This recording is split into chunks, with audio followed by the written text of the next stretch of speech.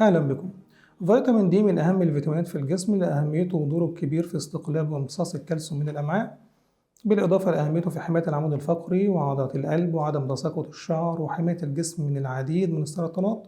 والأبحاث شغالة على فيتامين دي وكل يوم في جديد. نقص فيتامين دي الحقيقة بيرجع لسببين رئيسيين. السبب الأول هو قلة التعرض لأشعة الشمس اللي هو بيعتبر العنصر الأساسي لتشكيل فيتامين دي بالجسم، بالإضافة لقلة تناول الأطعمة الغنية بفيتامين دي زي السلمون وبعض الأسماك. وجدير بالذكر إن منتجات الألبان والجبن وإن كانت غنية بالكالسيوم لكن ليس بالضرورة تكون غنية بفيتامين دي. احنا لما نيجي نشخص الحقيقة نقص فيتامين دي بنشخصه بتحليل معملي، يعني بنقيسه في الدم. النسبة الطبيعية بتكون من 30 إلى 75 نانو جرام في المية، ولما بيحصل فيه نقص عند المريض بيكون واحد من 4 مستويات.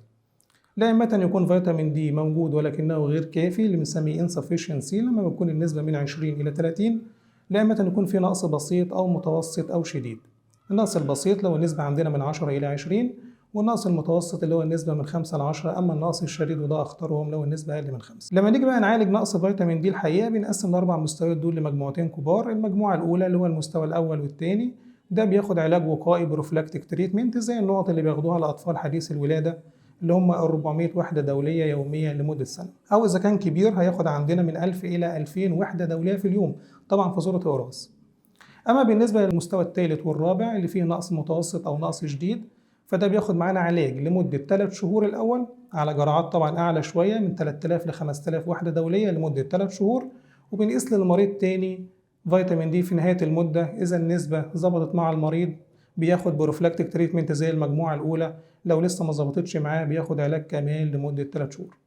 آخر حاجة حابب أتكلم فيها وده سؤال بسأله كتير هنا في عيادتي من المرضى: إيه رأيك يا دكتور في حقن فيتامين دي؟ الحقيقة إن الحقن دي موجودة في الماركت بتركيزات مختلفة 200 و400 و600 وحدة دولية، ورأيي الشخصي إن إحنا ما نلجأش للحقن ديت إلا إذا كان في مشكلة في الامتصاص عند الطفل. غير كده النقط بتجيب نتائج ممتازة سواء كانت بروفلاكتيك تريتمنت أو علاج لنقص فيتامين دي.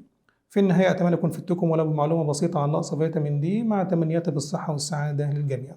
دكتور وائل خليفة، أخصائي أول الحميات والبطنة، مستشفى حمية منوف.